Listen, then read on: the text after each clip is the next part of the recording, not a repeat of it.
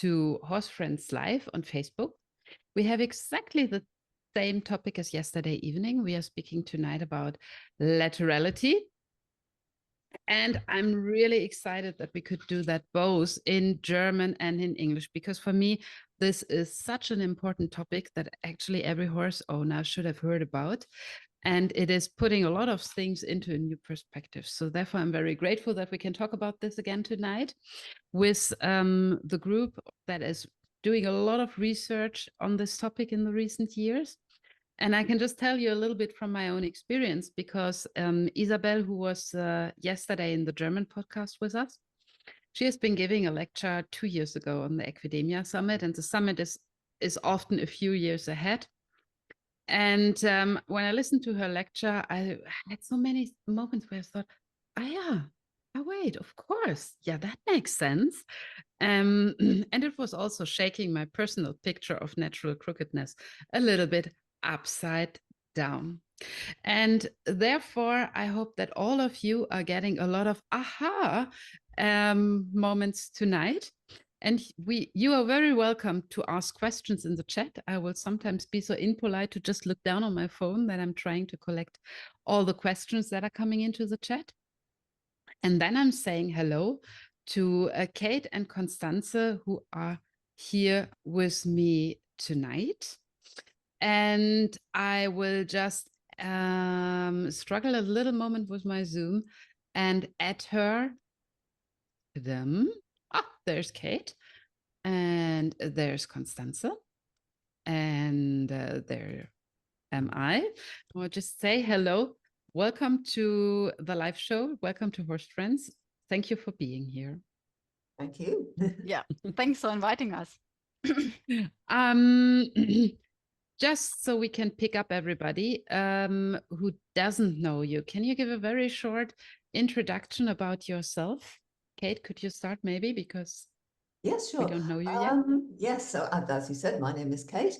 I many years ago studied psychology at St Andrews University, and then I went into a career as a journalist, so psychology sort of was still relevant, but in a different context. And later on, I'd always ridden, and I got a horse who was very difficult. And I found an American trainer who came over to help me with her. And he pointed out to me the difference between the left and right side of the horse. And it was like the scales told. Why have I never seen this before? Why isn't everybody talking about it? Because once I knew, I saw it everywhere. And everybody else who was having problems, I was often thinking, this is actually because you're not understanding it's different on that side of the horse. So that was what set me on the road to research, because people were telling me I was completely nuts, and they were probably right, but not in this particular case. And that led me to Konstanze, funnily enough, over an internet forum. And we started working together, thankfully, because it would have never got published otherwise. And we've been working together ever since on laterality and some other fields as well, including social learning and various behavior issues with horses. Wow. And when was that? Oh my goodness, I think we first got in touch around about 2008, was it? We published in 2008, so it must have been 2007. Oh, yeah, yes, before that, yes, indeed. Yes, long time ago. Oh, very nice, very cool. We've been friends and colleagues ever since. And Konstanze, what are you usually doing when you're not sitting in a podcast with us? Yeah, so my normal life is being a professor for equine management or horse management. And I'm teaching at a university in the south of Stuttgart, in Nürtingen. It's just a small applied university.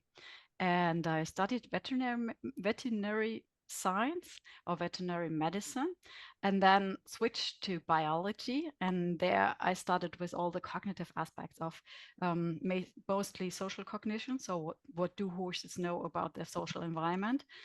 And yeah, and started with laterality when I got to know Kate, and I also thought she's totally crazy, so I can I can support this, because she asked me whether she could have a look at all my videos and reanalyze them in terms of looking at laterality.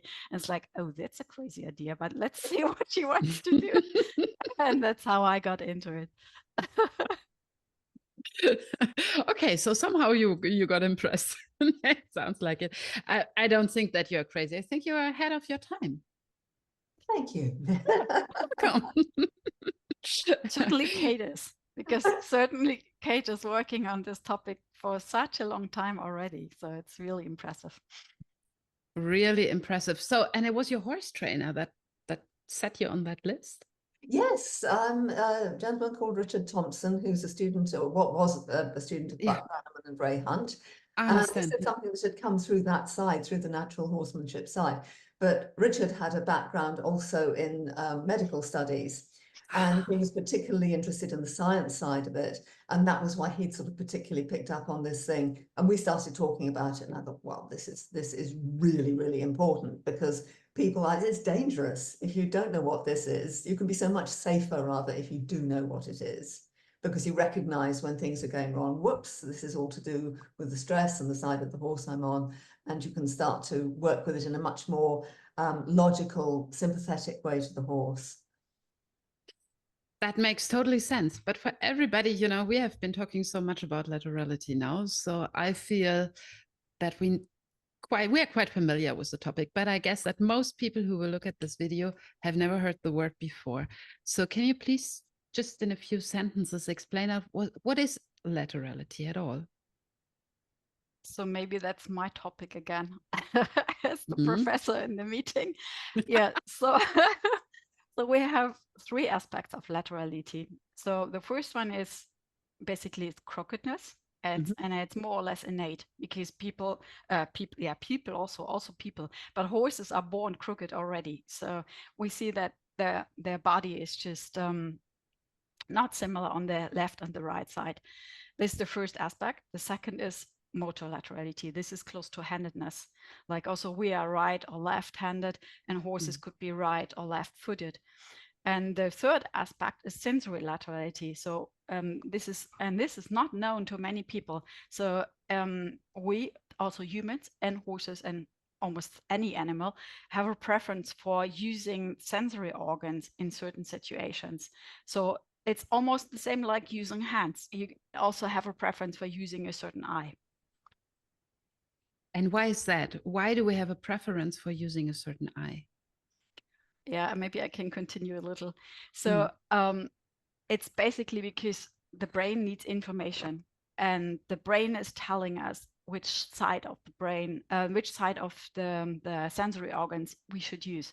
So and information is transported to the contralateral side, to the other side. So the left eye is connected to the right brain hemisphere, and the right more or less to the left. And so we have task separation between the brain hemispheres. So if we are, for example, if we're a little bit afraid of something, we're in a flight mode, and then our right brain hemisphere is more active, and the left eye needs to collect the information. And if we are just chilled down and cool, and we just try to make a cognitive decision, then the left hemisphere is more active, and the left hemisphere asks for information from the right eye or the right ear.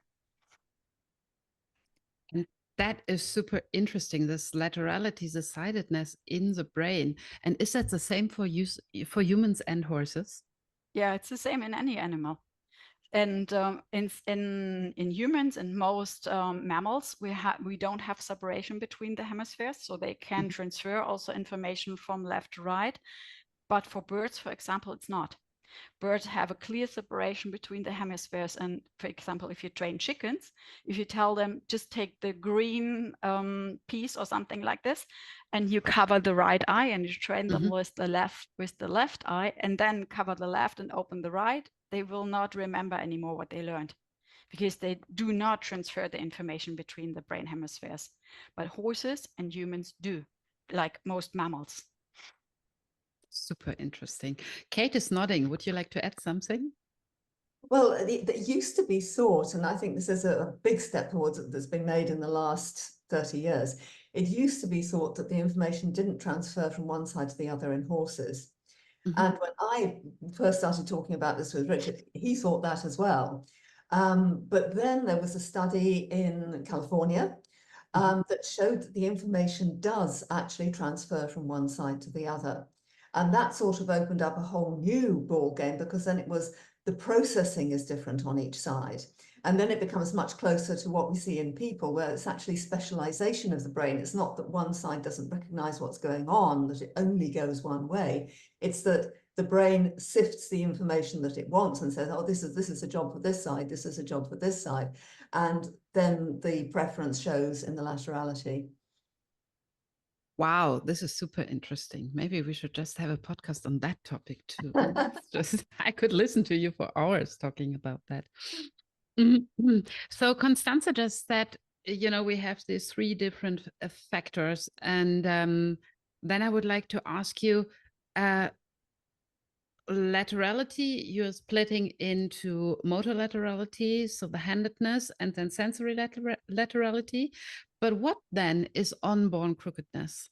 What is the crookedness? Why is the horse shaped in one direction? Why is a good question. We actually don't really know. But the wild guess, are there are two theories. First theory is because organs are not, they're also uneven distributed over the body. So, for example, the heart is more to the left and things like this. This is one theory.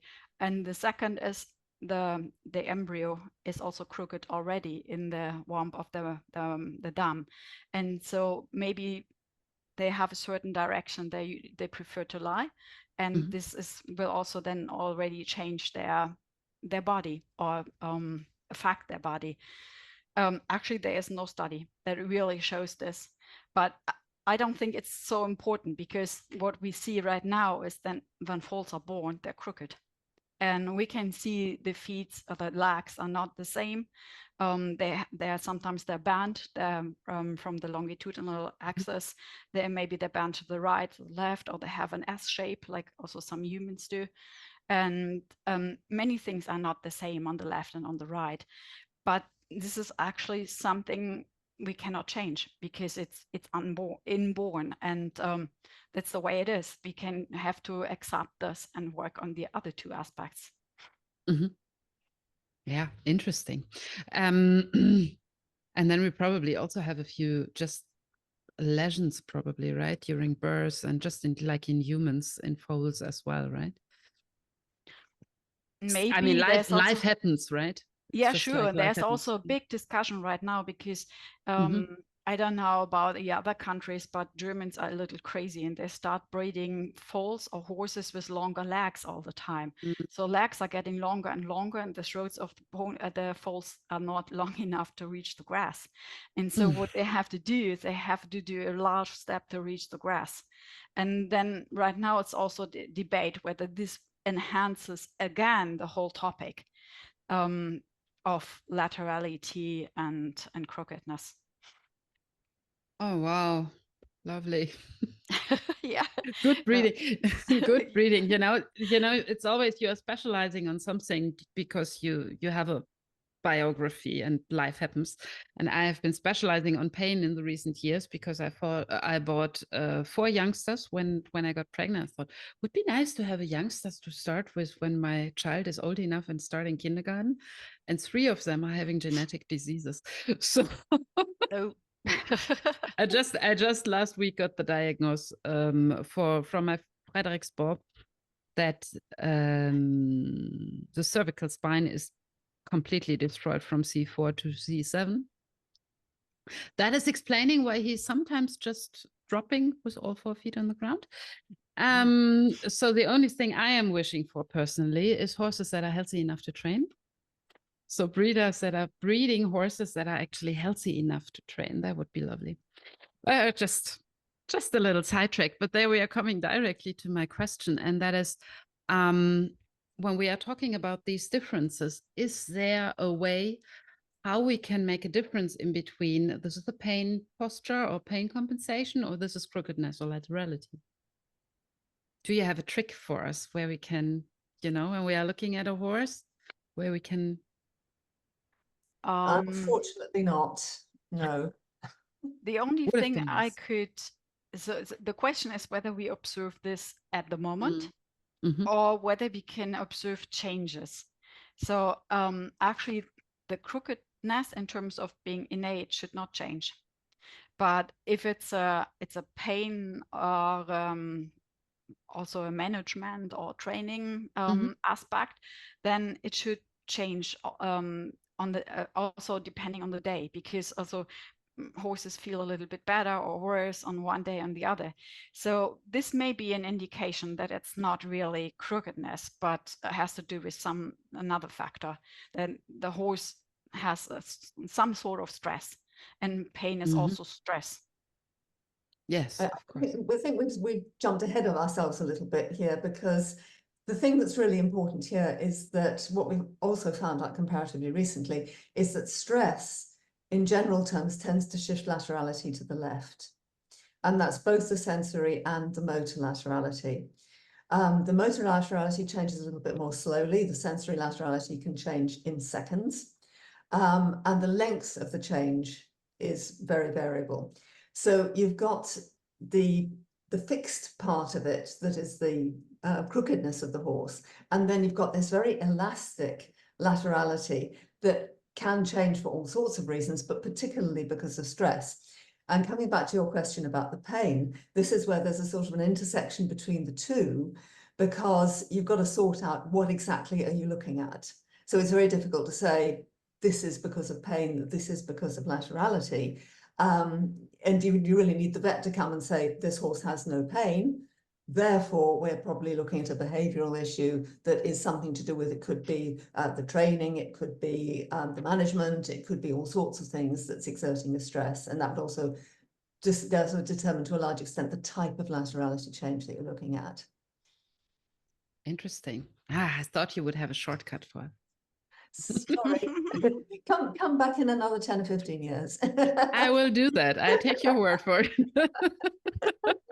I take your word for it. But then let's just stay in stress, because I was just last weekend in Oslo organizing a course there, and we had 8 horses that were traveling to a clinic venue and were participating in the course. And now I was preparing for this podcast and had your book in my hand luggage in the airplane, was reading in it. And then I was sitting in the course, and each time when one of the horses was entering, I thought, wow, this is science in motion, because we saw all the horses that were entering the venue and were looking with their left eye and were trying to look at the audience and were wondering if this is a safe place here. And Exactly. that was so interesting. Exactly. Usually in a stress situation, the horse will want to look at the stressor with the left eye first. It may alternate as it gets used to the environment, but usually the left eye is preferred initially. So that can also give you a clue as to what the stressor actually is. And in the testing situation, we sometimes use novel objects and see which side the horse will approach it on. So something that's scary, with a colourful umbrella or a big box with fluttery things on it, whatever it is. And you'll find that the more highly strung the horse is, the more temperamental it is, the more likely it is to look at it with the left eye first. So that will actually tell you something about what's going on in the horse's mind when you see that reaction. Actually, your unicorn was the best. Kate used to have You an had a inflatable. unicorn? Kate used to have an inflatable unicorn. We tested the horses with this. We got the strongest reaction on this one. I'm still missing it. So can you send it over again? Unfortunately. It was one of these blow-up swimming pools that float things in the shape of a unicorn. So I thought, great, we'll take that to the Equidemia and use that as a novel object. And it really worked. They'd never seen anything like it before. Yeah, the question was, when we have to test horses at the Equidemia and everything is new and all the objects, everything, all the things around, how can we still shock the horses with a novel object? The unicorn worked. Unicorns, yeah. Okay, I haven't heard about unicorns. I just saw, do you know this funny Facebook video where somebody is having this dinosaur costume and right afterwards? Yes. I can offer myself as a dinosaur if you're coming to the next Equidemia. So, but this is also very interesting. Because you could still see a reaction even in that environment. Oh, Yeah. absolutely, yes. Yeah, that's true. It's really interesting. So were you doing that last Equidemia or something, that you had a setup there, test station for laterality? Well, we were just about to publish our first book, and laterality was the topic of the last chapter. And we were asked to have a presentation that combines to our book.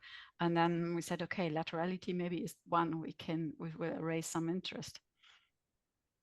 Super interesting. And how I would have expected that the horses are pretty flooded in that environment, and still you got a reaction. Do you have an explanation for that? I think it's even because they're flooded. Interesting. Because also, as I told yesterday already, when we started the project, we got some information from an American Mustang trainer. And she told us when the Mustangs come in, they're extremely lateralized. They don't accept the people, or they accept people just on one side.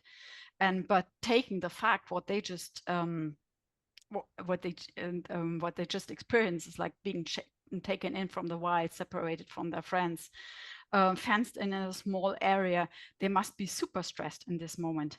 So, and actually in this situation, they're really, really strongly emotionally aroused, and they show strong emotional reactions if you confront them with anything, with persons or with objects.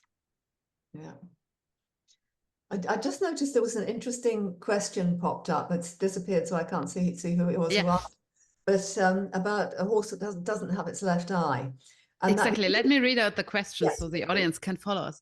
Andrea is asking, I am thinking about a horse that lost its left eye. How would that influence its behavior, brain, other than a horse not having the right eye? Well, it's interesting you should ask that, Andrea, because in fact, my horse that I had the problems with was blind in her left eye. And in fact, what we found was that even though she couldn't see out of that eye, she would still prefer the left side in a stress situation. So she would still want to put me on the left. This is another sign that we'll come to in a minute, that they prefer to have the person on the left. And she would still be inclined to put something new on the left. So some kind of processing, I can't explain it exactly, but the response is still very similar. They don't seem to switch over and use the right eye. They still use the right eye, it seems, for scanning around and looking for where am I going to escape to if this thing turns out to be a crocodile. And I think we underestimate the senses of horses. Eyes are part of the picture, but they're much more sensitive in hearing. They have much more sensitive smell than we do. And they almost seem to have like a sort of a sixth sense. They just kind of know that the stuff is happening. So that the fact that a horse is blind on one side or the other won't necessarily affect those responses, is the short answer. And it actually also, they had an interesting story also from the same Mustang trainer. She told us about her training of, she also told us that a Mustang came in also blind on one side, and he wouldn't accept her going on the side where he still had a good eye. So he also wanted her to stay on the blind side. Yeah. It's something that's hardwired in the brain. Unfortunately, we really don't know exactly how it works yet. We're working on that. But no, in answer to your question, Andrea, usually you would probably get exactly the same response, even if the horse is blind on one side. Wow, that is really interesting. And Andrea, I hope that is answering your question. Otherwise, you're welcome to ask the next one. And I'm monitoring questions here, so we can also, you can just, if a question pops up, just put it in the chat, and we pick it up at the end. So I guess that the moment you're starting to see laterality, it's suddenly everywhere. We can't unsee it once we are seeing it, right? How was it for you, Kate? Well, as I say, it was an absolute eye-opener. And I think the first thing that I now see when I go out and teach people, very often, because I specialize in horses that are difficult, or rather horses who have people problems, that usually it's difficult to get on the right side. A horse that's unsettled, that is stressed about something, doesn't want you on the right.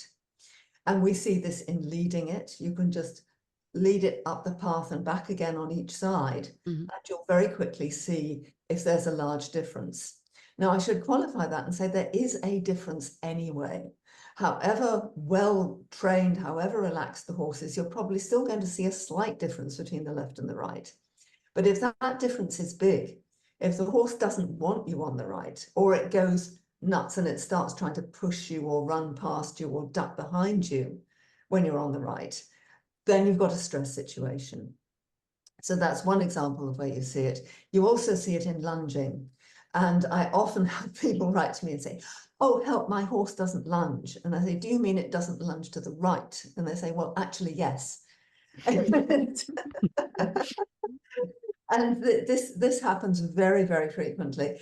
And if you even look back, this is in the literature. This was actually mentioned by Podolsky in relation to the Spanish riding school in Vienna, that they're recommended to work the horses on the left first because the right is often more difficult when you're lunging. And I think a lot of people have had this experience. And then the question is, how do you deal with that?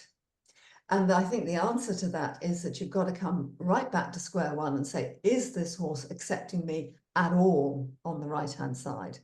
And if it isn't, if it gets nervous, if you're grooming on that side, or if it just looks at you with the right eye, and you see, just draw the head a little bit to the side, get it to look at you with the right eye. And if it's going, you've possibly got a problem. You need to work up to this very gently and don't give up. We've also got to be very careful. It also then becomes a temptation to say, oh, never mind, horse, okay, I'll stay on the left. Then you're actually reinforcing the behavior that you don't want. So you need to gently keep working on this. Maybe come over the neck, stroke the other, stroke the right-hand side for standing on the left, go through, stroke it under the neck, stroke it over the face, and move your way around. And then as you work on that, gradually get to leading on the right, that gets better, then you make the circle bigger, and before you know it, you're lunging on the right. But you need to take it down into these very small increments so that the horse can process and actually overcome its anxiety about having you on the right. So that's lunging is another classic example. And another one that we don't see quite as much, but you do still see, is in picking the feet out. And a lot of farriers will tell you this, the right hind is very often the most difficult one. The left fore is usually relatively easy. If there's going to be a problem, it's very often on the right hind. I don't have a proper explanation for that other than that you're on the right side of the horse and maybe it wants its right hind to defend itself. I don't know, but that's quite often the case. We need the hoof specialist with us. We need the hoof specialist, yes. But I have spoken to farriers about this and they say, oh yeah, it's always that one. I'm not a hoof specialist, but I'm a nutritionalist, and I can tell you that a lot of horses with gastric ulcer have shown very big difficulties in picking up the right hind feet. They are very, because they're shifting weight on the left front, and that is painful. That just something I'm typically seeing. So when somebody is coming to me for behavioral training and they're saying, my horse doesn't, they never want to give the left front feet and the right hind feet, and I'm always starting to, interesting. Well, don't you? Maybe you should take it to the vet. Yes, indeed. And if the vet says there's nothing wrong, then you've got a behavior thing, and it's genau, exactly. Yeah, but that's always a very early indicator. Konstanze, what do you think? I know that you have a very personal attraction to that topic too, and that is more about the ridden context, not the lunging context. We are looking at laterality. Yeah. So I trained eventing when Kate approached me the first time, and I used to have a thoroughbred mare, and she was really, really nervous and really difficult to train. And actually, when she got nervous, she was really bent. The whole body was just bent from the ears to the tail, and I couldn't even balance on her anymore. But if you tried to really push her, and it got worse all the time. So the only thing that really helped is just tell her, okay, everything is okay, just relax, calm down. And in the moment she started breathing normally, just relaxing, she was almost straight again. And this really actually convinced me that there is more behind this as the normal crookedness, which I was trained to correct all the time, all the years before, and sometimes didn't even know how to do this. You know, that is, I'm a dressage trainer, so of course we are training for straightness, but what is that telling us when we are considering straightness and straightness training in our horses, Konstanze?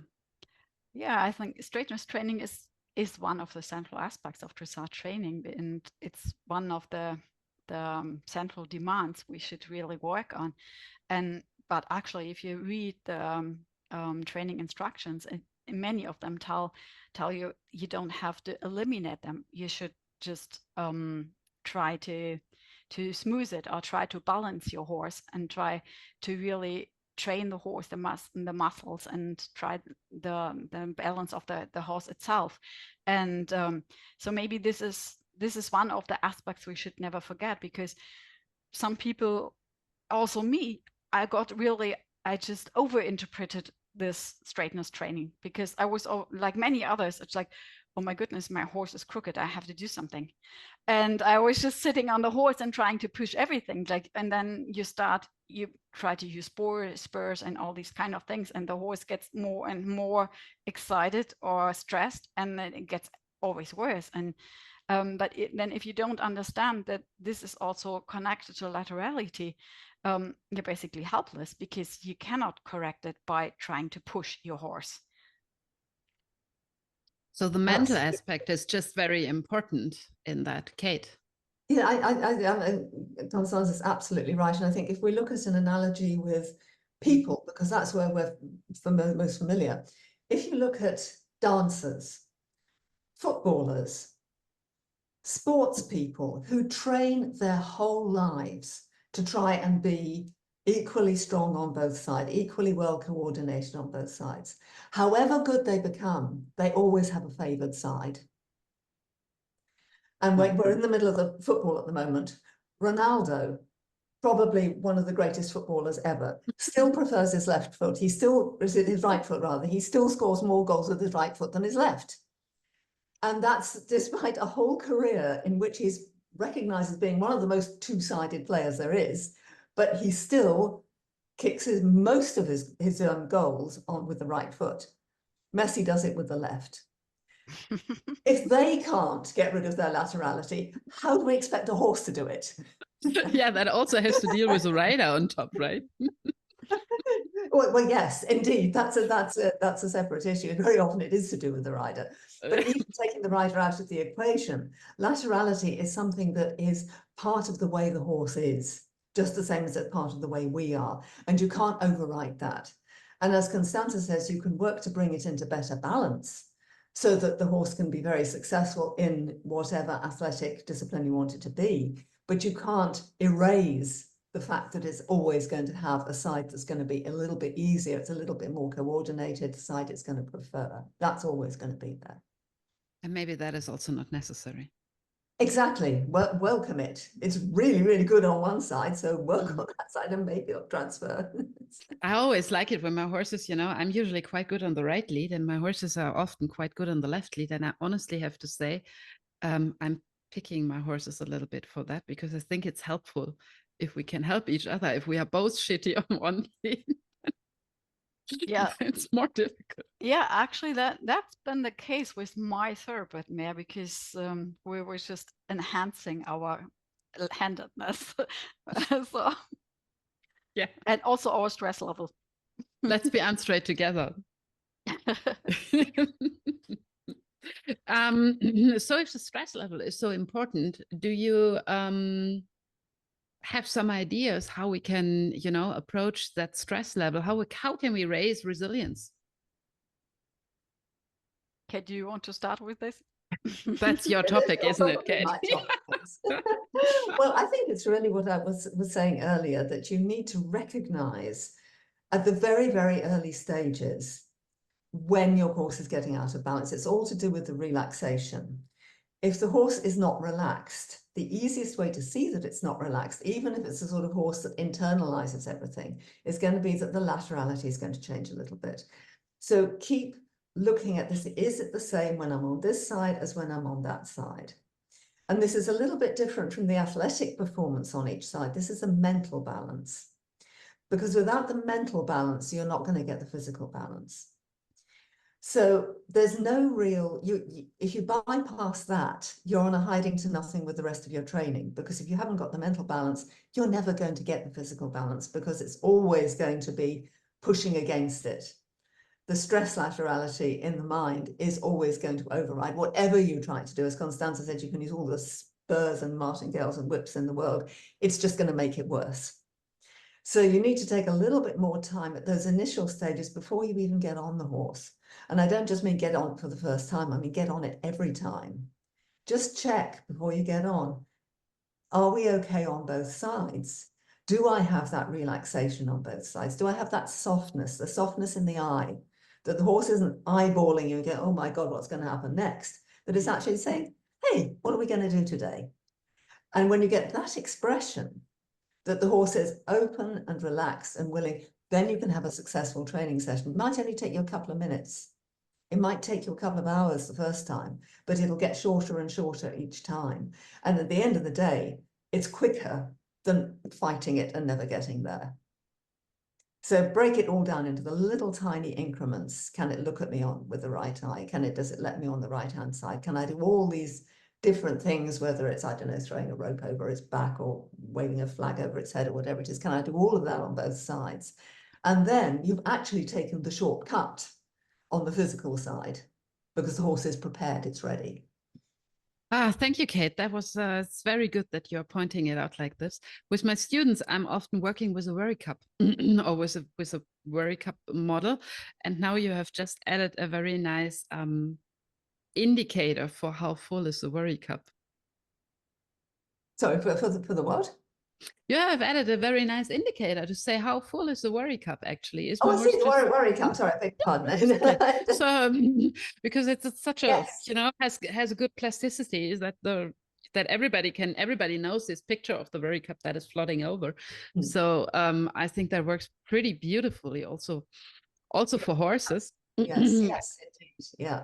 Yeah, and now we have a very good indicator, because we can say, okay, if my horse is only wanting me on the left side, is always turning around like this, then probably the worry cup is very full. Yes. And we have to figure out why. Exactly. And sometimes they'll even turn around. So you like this, and they'll turn around to use the left eye to look at you over the back. Yes. Don't groom your horse in cross ties, because you're stopping it from doing that. And you need to know. Before you try to get up. Before you try to get on it, ideally, yes. Well, even also, if you consider this for competing, for example, so if you're competing on a dressage arena, and you will have the chance to be inside the arena before, so just show your horse the outside of the arena. Start with the left eye outside, and then change to the right side. And also for jumping, it's the same. In most jumping competitions, you've got 2 minutes to show the horses the jumps, and then show them with all the jumps with the left eye first, and then the right eye. So also, if you considering this helps a lot. And most people actually really do this correct, because if they're good sensitive riders, they already feel that it's more easy to ride right hand in the beginning and then left hand, if they have the chance to prepare the horse for the competition. And so this is like many things in our riding education that we just kind of learned it works better that way, and it has a lot to do with laterality. And as you said before, when you have a show like you just had in Oslo, I remember, and what we see in many places, they're not very well constructed, because many places horses have to come in and have to face the people or the audience with the right eye, and then sometimes you really see that they want to change, they want to turn, especially when they're young horses. And that's difficult, because then you're starting already with fighting. So really considering this for many areas, also for the sport, would be very helpful for the horse. I would like to pick up on that because you have been yesterday telling this very interesting story or issue about that it's getting worse when you are trying to avoid it. So if you are not allowing the horse to look at things from the left perspective, it was building up. The stress level was building up. Do I remember that correctly? Unfortunately, it's not published because the student made many mistakes in this experiment, but it was quite interesting because at that time when we started the experiment, there were some scientific papers that called for not letting the horse use the left eye, because if they get excited with the left eye, then just start with the right eye. And we wanted to find out what happens if you really don't allow the horse to look at objects or test situations like this from the left eye.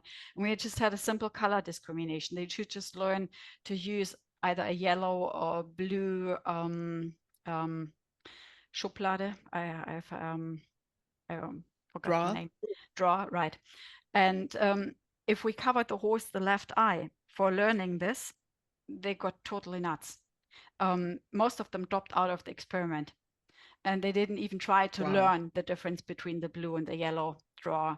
And the horses we covered the right eye was not so bad. They were also not performing as well as they had both eyes, but they started learning. So from this, we got the impression that it's just very important that the horse has the chance to choose the eye. He wants to look at things from the first approach and also later on, because he needs to check, oh, this is dangerous, because the horse is a flight animal. So most important for him, the first instance is to check, do I have to run away? And so they check the things, and then if they find out, oh no, it's just a draw with food or something, and then they're ready to look at it with the right eye. But if they cannot do this discrimination, they get absolutely stressed so that they cannot perform anymore. Super interesting. Super interesting. Kate, would you like to add something? Well, I think Konstanze pretty much said it all. But I think we need to bear in mind we always tend to compare it to ourselves. The horse's eyes are right out on the side of its head, and it can see almost all the way around on each side. In a monocular field, its binocular field with both eyes is actually pretty small. So the difference from the horse's point of view, between something being on one side and being on the other is a lot bigger than it is for us. And I think we need to understand that they need to use the eyes separately. We don't do that, although our brains do specialize that, because our eyes look straight forward. We're not really aware of that. We're not aware that one side is more comfortable than the other because everything's straight ahead anyway. But for a horse, it's not. And they will make a very clear distinction about which side something is. And I think it's important to remember that when you're handling a horse, just as Konstanze says, you've got to allow it to explore both sides. Usually it's going to be the left first, but just very occasionally you get horses that are the other way around. And when you get one of those, then the whole process flips. They actually want everything on the right. So you've got to read the horse in front of you. Most of the time it's going to be the left. Occasionally it might be the right. So be ready to work with whatever the horse is showing you it needs at the time. Yeah, that is very interesting. I already yesterday told the story of one of our training horses that we have on the farm, who the first 8 months when he was here was very difficult to handle. And wherever I was on the farm, you could read on his body posture, because he was, we have a big farm, he was always turning with me. So he was only looking at me from his left eye. Was also the first horse I met that is running away when you're coming with a food bucket. So he had made his experiences, but after, I think it was 8 months, I managed to get a halter on him. And when we took him to the vet, then was the first thing, halter on the trailer vet. We found a lot of things that were wrong with him, but the worst thing was that he had the milk teeth, baby teeth weren't falling out. There was a big lesion in his jaw. That has created an abscess that was going all the way up to the trigeminus nerve. He must have had incredible pain. And then we took out the 2 teeth that were the biggest problem, and cleaned that cleaned that infection. And after that, he shifted and was looking at me first from the left and then from the right within a couple of days. That was so interesting, and that really got me hooked on this topic. Good, you're not a convert. Yeah, you got me. You got me. There I'm having another question for you, because yesterday we were talking also about these 2 fantastic books that you made. What about an English version? Can we expect an English version anytime soon? We hope so. We hope so. So I know that many of, as I'm very engaged in making publishing books, I know that I have a few publishers in my audience who are watching us probably sooner or later too. That would be a book to pick up and translate into English. Well, the problem actually is that the publishers we are with right now, of course, they have the rights for translating, but they're not really making any efforts to translate it. So what we would have to do is just write a new book. So, but sure, that's possible, because the topic is developing. So we can just take in the new developments and discuss some other aspects too. And but it needs to be slightly different. But yeah, so our intention is to write an English version, because it's really needed, and it's very often it's asked for on the market. The Laterality, but also the other book. So let's see. So we keep pushing the publisher, but it's a work in progress. I'm prepared to put the legwork in to get an English version, or not an English version, an English book, let's say, out there, because as Konstanze said, I think it's really needed. That there is so little for people who don't want to actually read the scientific papers, and they're not very digestible. They're not exactly like reading for most people if you're not used to the kind of language and the format for these things. And we need it out there in language that everybody can understand in a different format. And I think you did a really fantastic job with the Laterality book. So everybody who's here in German, you should go and get it. But also with the other book, Forschung trifft Pferd. Was that the correct title? I really enjoyed the book very much. And I think actually it should be standard lecture for everybody who is a horse trainer or who's handling horses, because it's I personally believe that we would have much less trouble in horse training and in eventing if more people would read a book like this. Then we would maybe, not fight with fixed reins and other stuffs, but starting to understand the horse. That would really, really help us. We just yeah. Thanks for the flowers. Yeah, welcome. Welcome. I really mean it like this. I just had a couple of weeks ago, we had Crispin Parelius in the podcast, who is happened to be a former neighbor of my husband. What is very funny. Do you know who that is? That's a guy who's making the blue tongue pictures. He's not very popular. Oh. But funny enough, my husband and him have been traveling to the Blue House conference together a couple of years. So he's been living in our neighborhood. So we have been talking about photographing this, and it's an ugly topic. I don't want to go into that, but I really truly believe that people who are having horses because they like them. If they just would understand a little bit more about background and behavior and things, we would see less problems. Yeah, then they would maybe stop to fight for straightness or for something. Yeah, and it's not just the competition riders and the trainers, it's the everyday riders. It's the people who are just packing out in the woods a couple of times a week. Everybody needs to be aware of this for their safety and the welfare of their horses as well.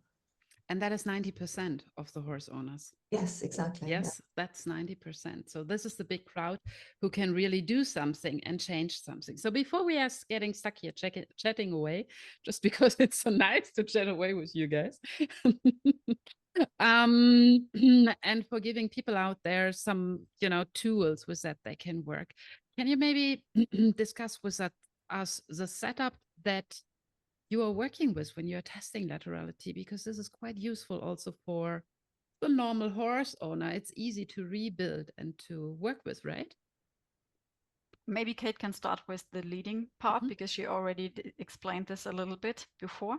Yes, as we mentioned before, very, very simple. Just take your horse, lead it on a loose rope, one direction, the other direction, ideally in walk and trot, but you'll probably see it just in walk, and then change sides and do it on the other side. And in a lot of cases, even with horses that you think are absolutely fine and there's no difference, when you're on the right, the horse will try to duck behind you and will suddenly magically appear on the other side. This happened to Konstanze in a test that we did. The horse was going beautifully and suddenly zoop, it disappeared and then popped round on the other side. So things like that are just a clue that maybe there's something there that isn't quite right. If it's extreme, the horse is really going wild and it's pushing you and it's jumping around, then you know that you have got a big stress situation going on there.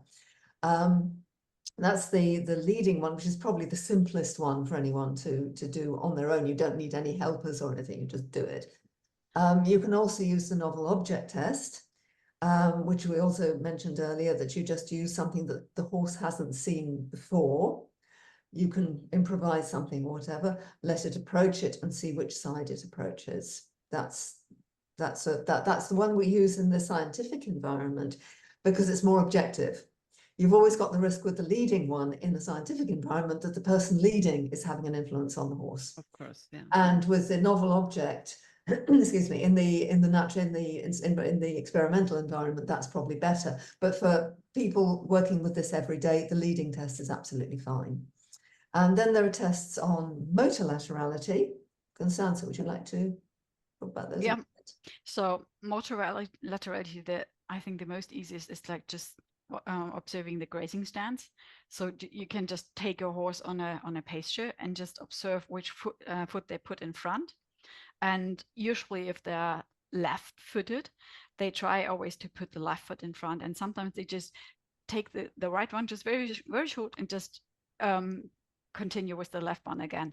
So what you do is just let your horse eat some grass and just every 30 seconds, just write down which foot is in front. If you do this for 5 minutes, for example, then a very strongly left lateralized horse will have 8 counts for the left and maybe 2 for the right. Or if it's really very well balanced, then it's 5 on the left and 5 on the right, something like this. So this is really easy to observe and it's quite reliable. So most of the publications, also the scientific publications, use the grazing stance for showing the motor laterality. And another one is just letting the horse start walking. So you just let him just stand more or less evenly and then just try to make him move. And it would be really good if he reacts on voice command. So so that you don't have to push him or anything, then you would get, also influence his balance. So just tell him walk and then observe which foot he uses for the first step. And also here, strongly left lateralized horses would always try to use the left leg for doing the first step. And also these, the motor laterality changes more slowly than the sensory laterality. So as we had before, the leading, as Kate explained, it can change in the moment. When the horse is just stressed at the moment, you may experience he doesn't want you on the right anymore. You cannot lead him on the right anymore. Motor laterality changes slowly, but also it may change within 1 week, and then you may realize, okay, he is left lateralized very strong, and then you should consider whether there's something wrong in the training, in the housing, whether he's ill or something like this. There's another element to that as well, that it can also be the first foot starting can also be an indication of the horse's state of mind, whether it's feeling more optimistic or pessimistic, which is a very interesting aspect because this sort of links up the motor laterality with the psychological side of it, that there is actually a connection there as well. And right-sided horses, the ones that start with their right foot first, are usually more optimistic than the ones that start with the left foot first. But again, that we need a longitudinal study over several months to really test whether that changes. It certainly is solid as it is now, but we need to look at that over a longer time as well and see how flexible that is over time.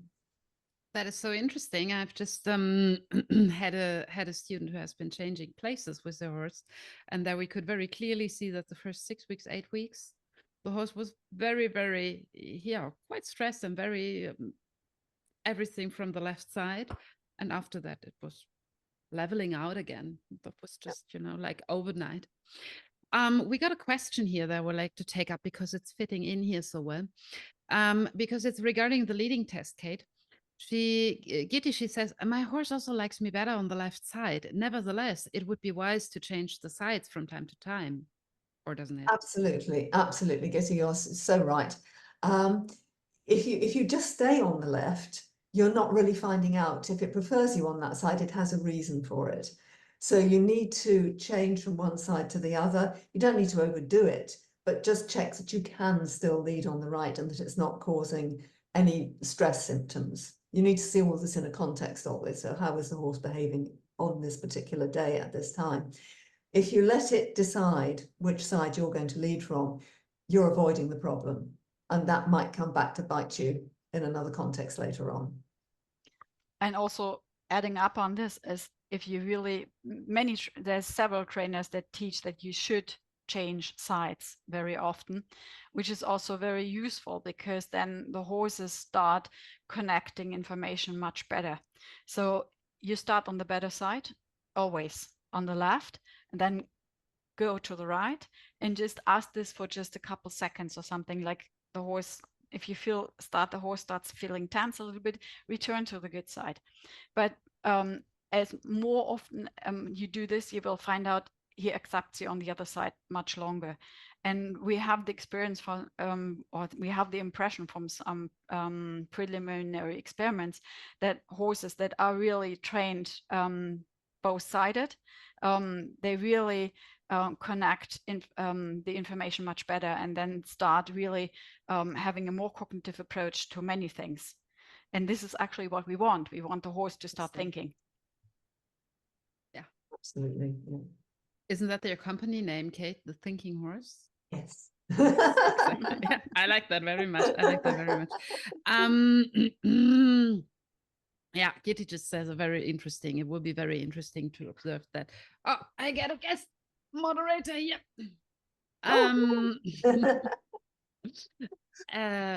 Now I have forgotten my next question. Oops, how could that happen?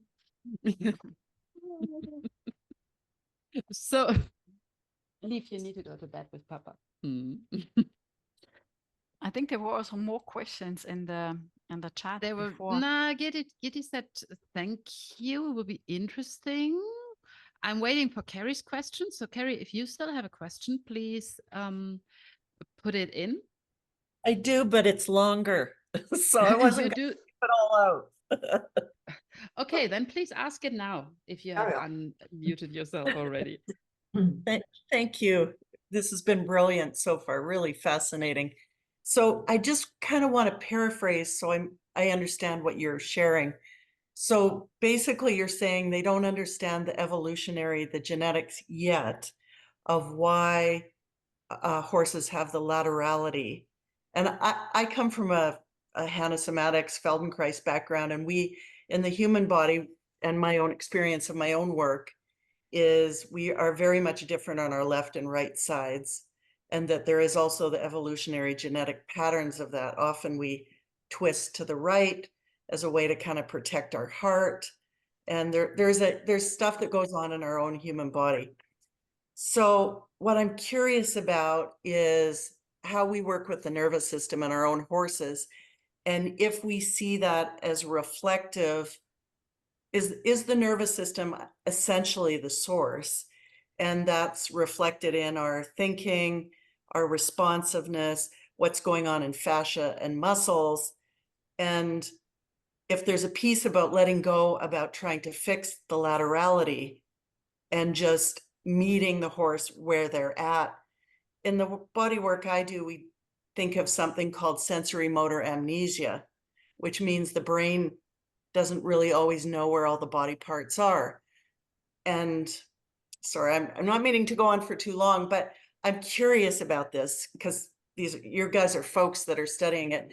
And so like the right hind leg in particular, on a person, we are often less anchored on our right hind leg. It's less connected to our body. It kind of goes off. And I'm wondering in horses if there might be some truth to that as well.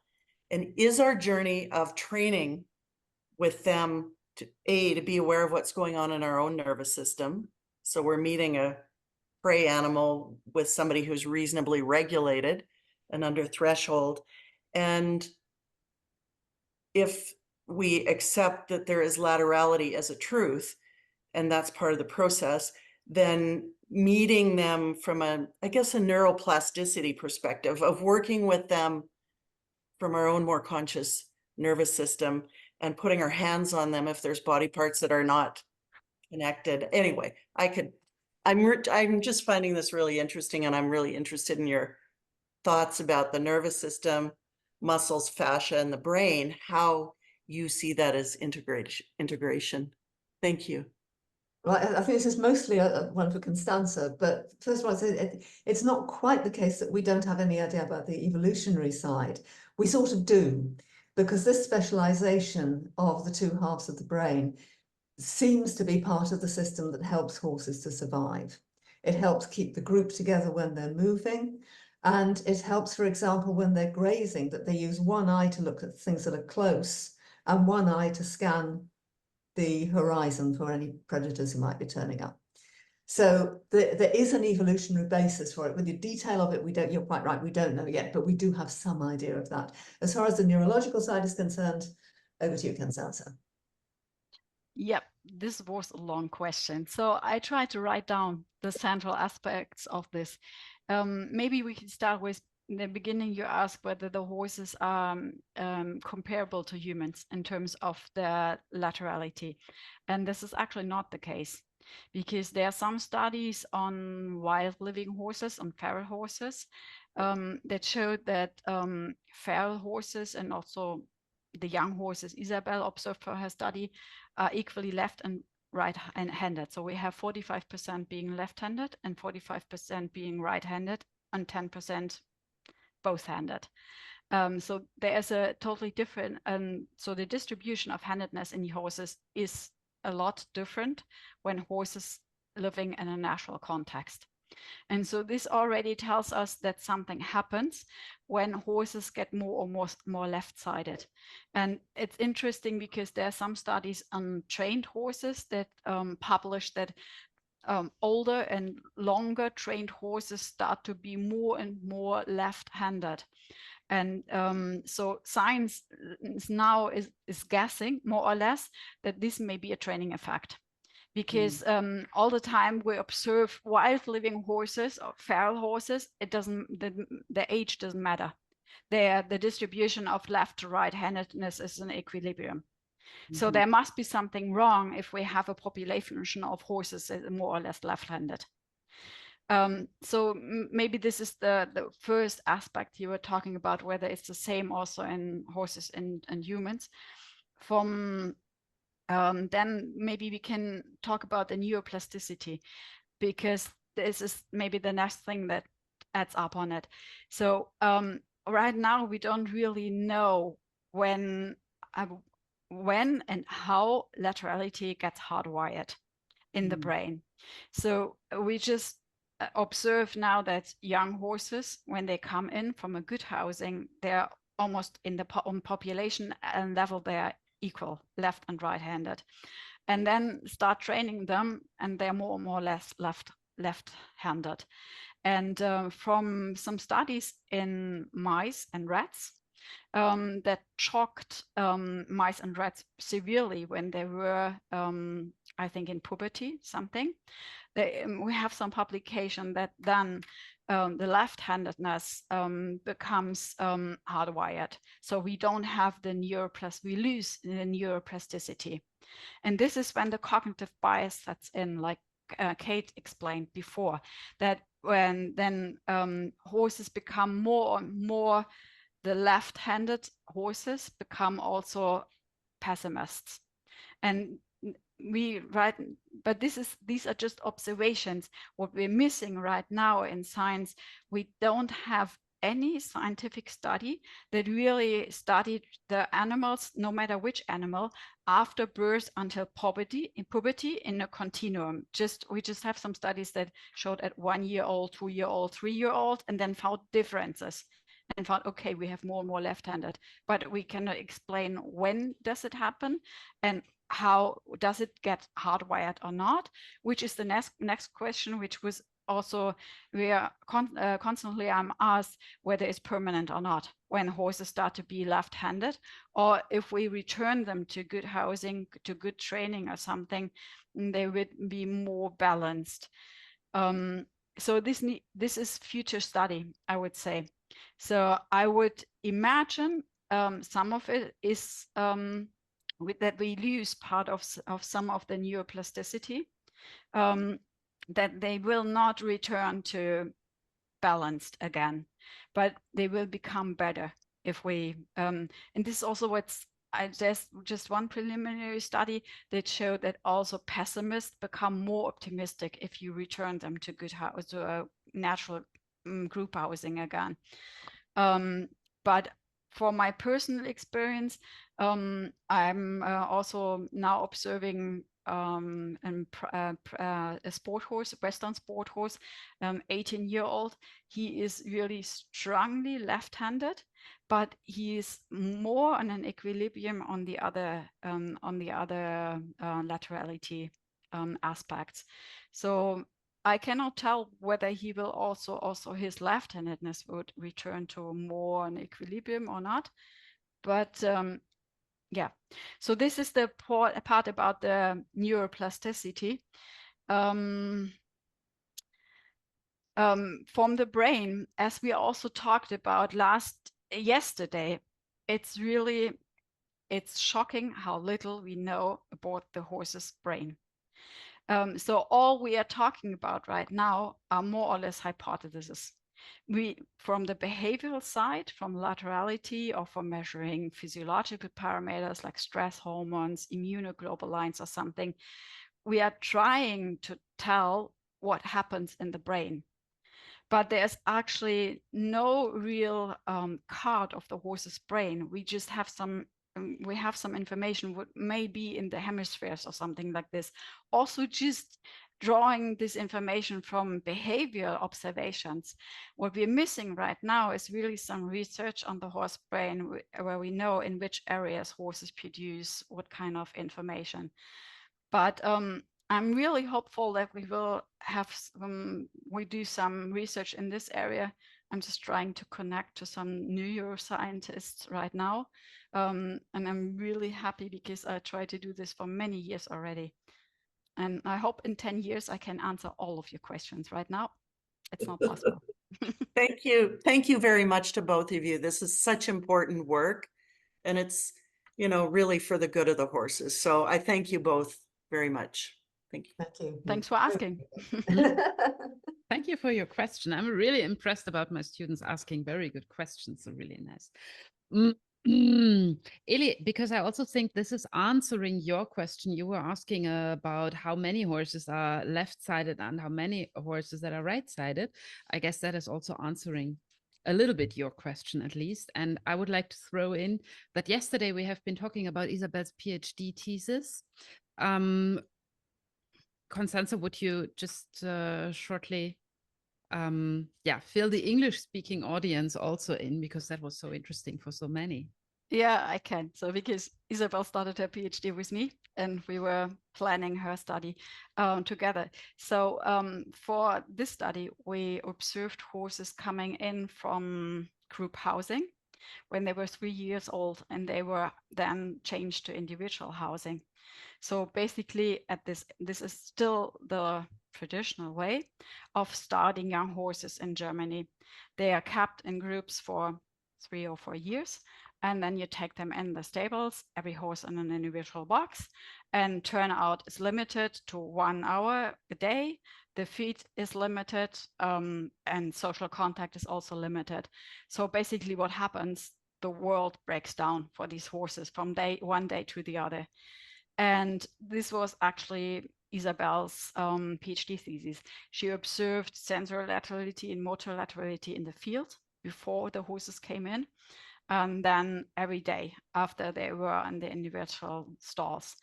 And what she found is that horses were severely stressed already on the first day. And then we had measurements the first week, and it got a little bit better. Then they started training. They were again a little bit more stressed. And then we stopped the research after 2 months. After 2 months, stress level was not back to normal. And another study, another research group connecting with us, they were checking the immune system and actually found out that the horses were in immune suppression already in the first week. And they also already in the first week, some of the horses developed stereotypies. And then, of course, Isabel was interested in the laterality. And what happened, the sensory laterality shifted to the left on the population already on the first day. They were in individual housing. So before we had more or less balanced horses, left and right-sided, even more a little bit right-sided. And then the first day, they were left-sided from their sensory laterality. And then during the first week, also the motor laterality slowly shifted to the left.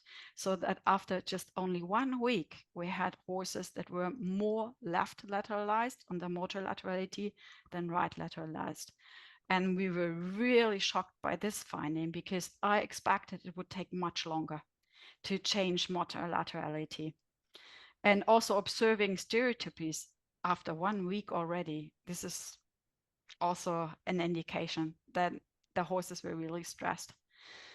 But as we can say, so the stage start, which gave us the start for this or supported this research. Right now, this year, they starting the horses from group housing. So they really took the results serious and now try to change something. I'm really happy. I will be really happy to see what happens with the horses in group. They start from group housing. Interesting. That is, you know, I have listened to that now so often, and Isabel and I have discussed that a lot before her talk in the academy, but I'm still getting goosebumps when I'm listening to it because I think it's so important and it's so easy to just change the management a little bit more towards equine welfare. Yeah, and it's so we've got young, happy horses that are balanced, and just within 1 week we screw up everything. This is unbelievable. Yeah, this is really bad. I saw a question flying past in the background about whether if a horse is left-eyed, it will also be left-footed. Exactly. I'm sorry, I didn't catch the name of the person who asked that question. Andrea, sorry, I beg your pardon. And the answer is really, generally speaking, no. As Konstanze just said, the natural split between left and right is fairly even, but more horses are left lateralized than the sensory laterality. So the two are distinct measures, and whereas they overlap and they sometimes move together, as in stress situations, they are actually independent of each other. So you can't think, oh, well, my horse always puts its left foot forward when it's grazing, therefore it's left-eyed. Not necessarily. You need to look at both of them separately. Ah, super. That was very important. Thank you. So I have another now people are starting to to ask questions. That is a good thing. We don't kill anyone. No, questions are always, you know, it's really difficult when you're doing this online stuff to encourage people to ask questions, and then they are going home and are sad because they didn't ask. So Carrie is asking, how much does our nervous system impact our horses? There's also not so much research on it. I just know about one study and they studied handedness. So and they really found out that also human handedness impacts the horses the horse's handedness and of course also their stress level. If they have to balance an handed or a crooked person or something like this. But nervous system also does not only mean handedness. So there is no study on sensory laterality as I know. Would be really interesting also to But see. there are studies on the human emotional state and how that affects the Yeah, horse. this is true. And yes, there is a big effect there. That the horses are very aware of our state of mind. Yes. Yeah. Just, I guess this is also the reason why we are handling horses traditionally from the left side. Or what do you think? I think it's part of it is tradition. And I think part of the reason why we still do it is tradition, because there was this tradition in the cavalry and the military that the soldiers have the sword on the right and you don't want to swing your sword over the back of the horse, so you get on from the left. But I think it's the horse as well. I think there are two sides to this coin, because even in wild living horses, as Konstanze said with the Mustangs, even in newborn foals, even in horses' interactions between themselves, there is still a laterality there. And in horses interacting with each other, in both friendly interactions, so when they're grooming each other and they're nuzzling each other, switching flies for each other, it's more often left to left. And it's also more often left to left for aggressive interactions. When they're fighting, when they're biting, when they're kicking. It is not huge amount more, but it is more left to left. So no, it's not just the tradition. There is a preference for the horse there as well.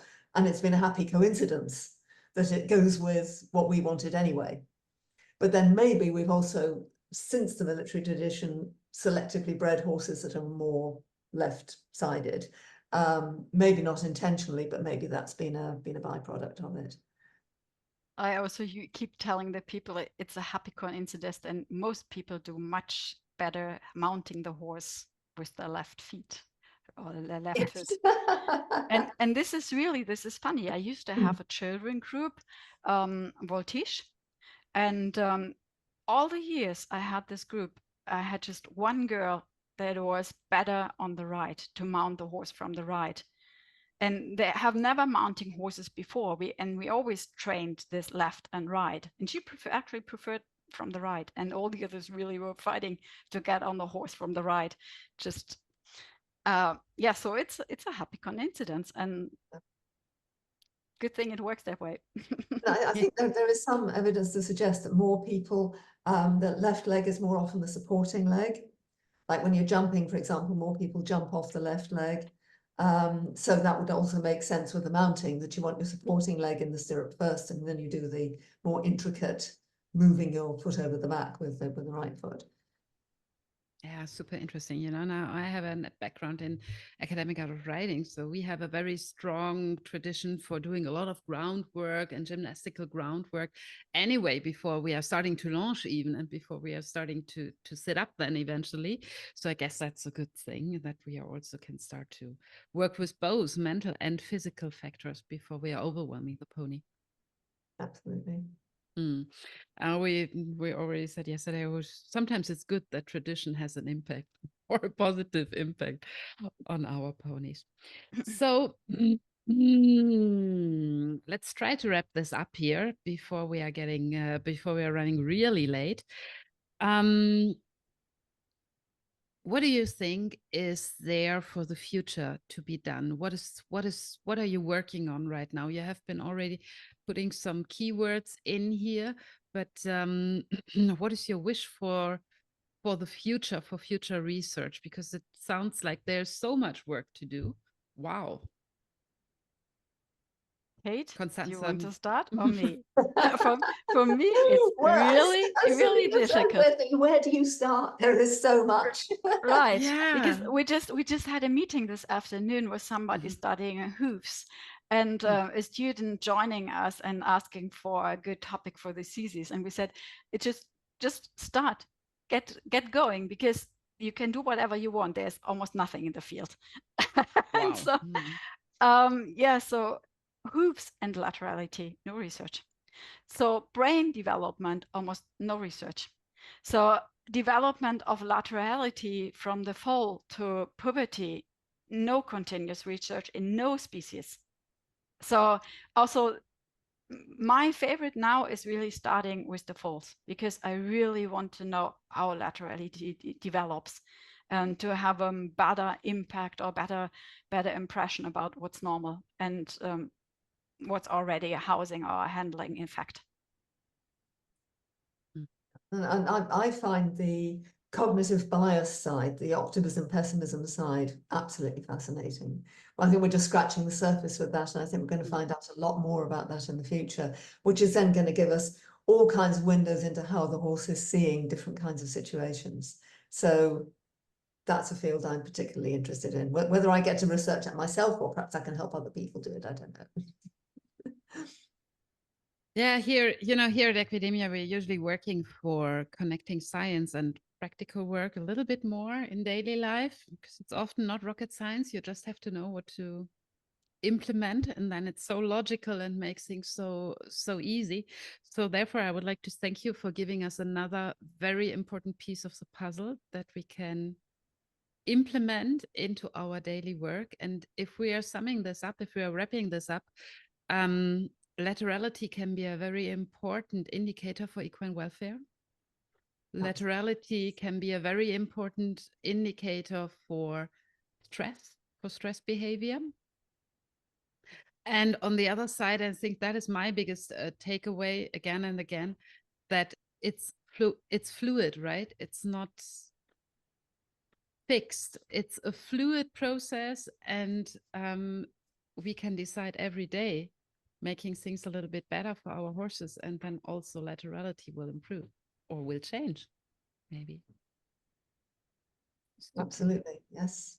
Yeah, and that is, I think, for me, this feels like a very hopeful approach, that we don't need to freak out because my horse is so left-sided. We can just take it as an indicator and can see, okay, how can I influence my horse to the better? What can I do for my pony that life is getting easier for him? Have you got a Messi or a Ronaldo? Yeah. Exactly. So I already said that yesterday. I will repeat that again also in English. I'm really hoping for an online course that more people are having access to this kind of knowledge. I'm really grateful for you as a group being so engaged of giving public presentations and talks. And the next summit is coming up anyway. So maybe one of you is interested in presenting something. So thank you for tonight, for now. Yeah, thank you. And thank you to all the listeners. It was nice to talk to anyone, to all the people of them.